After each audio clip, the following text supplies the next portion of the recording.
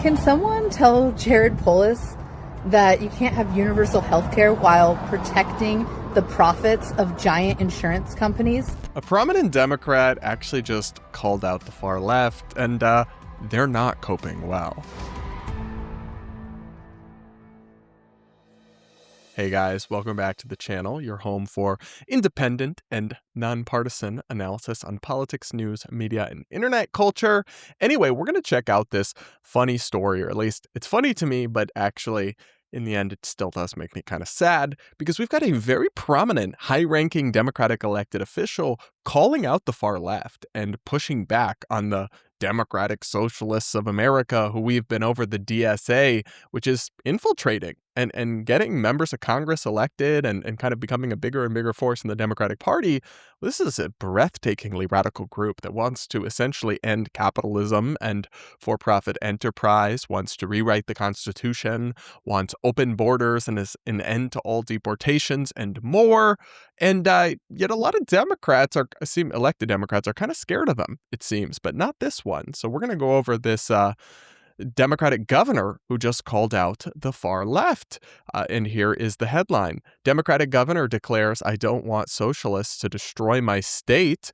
Colorado Governor Jared Polis pulled no punches this week in jabbing the rising socialists within his own party in a reply on social media to a state representative criticizing his personal wealth. Colorado politics this election cycle have been among the most dramatic in the country, if not by far the most insane of any state, and Polis's battle against the DSA has added yet another dimension to the drama.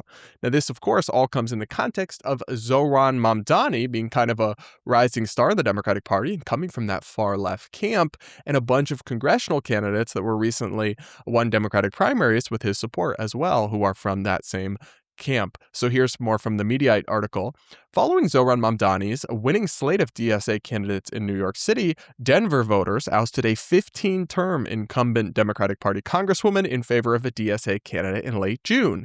Since that primary rocked Colorado politics, Polis has been warning about socialism as a quote-unquote dangerous policy for the U.S. Quote, "Socialism dangerously concentrates political and economic power together. Government should be an independent check on the private sector, not the owner of it, and controlled by it, and not controlled by it," Polis put in a Facebook post earlier in this week. And can I just say, wow and bravo. That is the most reasonable thing I have heard a Democratic elected official at the highest level. And to be fair to Jared Polis, he's always been more in the free market economics, capitalist, neoliberal camp ideologically. He's never been aligned with the hard left or the Bernie bros. But that is such a normal sentiment, such a common sense idea that actually the government shouldn't be captured by corporations and doing their bidding, but it also shouldn't control the whole economy and should let the private sector flourish and should just keep it in check and regulate it. Literally, we all agreed on that for hundreds of years. And that's how America became so wealthy and so prosperous and so successful. And it wasn't perfect, and we certainly didn't adhere to this strictly. Lots of industries and sectors got bailouts and carve-outs and regulations and subsidies and all sorts of favors they shouldn't have gotten. And at times we did, have policies that were heavily broken to the point of not really allowing markets to function. But the core of the economy was allowed to thrive as a market, kept in check by a basic safety net and by, basic regulations and kind of ground rules. And America became one of the richest nations in the world.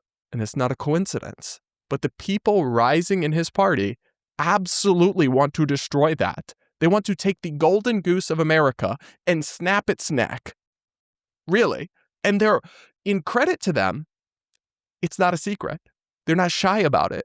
They're not like, it's not a Trojan horse where they just, in the past, you had some Democratic candidates who pretended like they were moderate and in reality were deeply radical.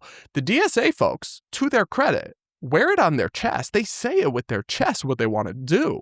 And I guess people are just fall for it or think it's a good idea or what have you and support these candidates. But what was hilarious to me was how angry they got at Jared Polis, who I believe is leaving politics. He is term limited out as Colorado governor. He is not running for re-election, and he's not running for any other race, I believe. So I don't know what he'll do next, but he's stepping away. So I think that's why he can be so candid as well, and he doesn't have to pull any punches. He's out, so it's not going to affect him if they get mad. But they are seething, the DSA lefty types, at his remarks. So I'm going to play you a video of a state lawmaker from Colorado rather, his state, who is more progressive, just absolutely seething at Jared Polis for his eminently sensible remarks. Let's watch. Can someone tell Jared Polis that you can't have universal health care while protecting the profits of giant insurance companies?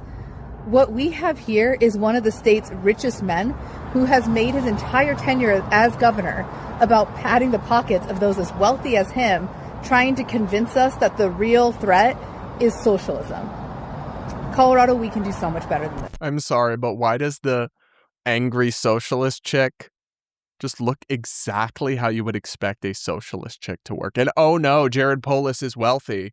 The horror, like, that doesn't mean anything he says is wrong. And he has fought, by the way, as governor, to keep taxes low for everyone, not just the wealthy, right? Colorado actually has I don't know a ton about it because I obviously don't live there, but they have a unique system that keeps the tax burden in check.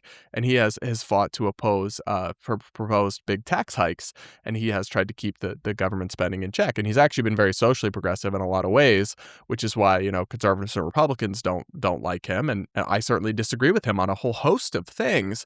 But his economic policies have actually been pretty good for the state of Colorado. I mean, certainly better than a lot of the more left-wing states that have seen just absolute exoduses of wealth and capital from their states as they, punish and demonize and scapegoat the wealthy. And Jared Polis doesn't do that and doesn't want to do that. And he deserves credit for that and credit for calling out this crazy flank inside his party instead of all this condemnation and backlash. Anyway, he responded to this lovely woman's very kind ramblings and just really the tsunami of backlash he got from online lefty types. And he said this, quote, "I'm not scared of anyone. I just deeply care about our state and don't want the socialists to destroy it. In a Colorado for all, we don't think less of anyone because of their net worth. Whether you have no money or are a millionaire, we love you in Colorado and want you to thrive. Thanks to socialism, by the way, the average Zimbabwean became a trillionaire." That really is funny. It's like when you look at some of the places where Venezuela is a great example of this as well, where the democratic socialism thing has been tried. Yeah, actually, a lot of people became millionaires because the currency became totally worthless and they ended up having shortages and eating dogs and fleeing the country. But yeah, we should totally steal their playbook. Anyway, he's term limited, so he's out, and he's saying that he's not going to run for president either, which some people have said he should. But to be honest with you, it'd be kind of a waste of time because I don't think there's a meaningful constituency for his in the National Democratic Party primary base. Unfortunately, the energy and momentum is not with the Jared Polises of the world. It's with the hardcore radical leftist socialist types, the DSA aligned types. And so that's honestly, at best, going to be like a Bernie Newsom camp that panders to them. And, not Bernie, AOC and Newsom camp ticket. And at worst, you could get someone even more radical, honestly. Like, the energy is really, really in their favor. And it's it's scary to think about what could actually happen if some of their policies get implemented. People who think borders shouldn't exist and are just like, yeah, sure, hundreds of millions of people could pour into America. We'll give them all welfare, too. That's what they also believe. They don't believe that this stuff should even only be for citizens. They make that very explicit in their platforms. So I find it all astonishing, but they are economically illiterate is a understatement. It's like it's not that they can't read, like they can't see in this language of economics. For example, the DSA is advocating for national rent control even though that destroys housing markets and is one of the most extensively studied policies that's rejected by economists across the ideological spectrum.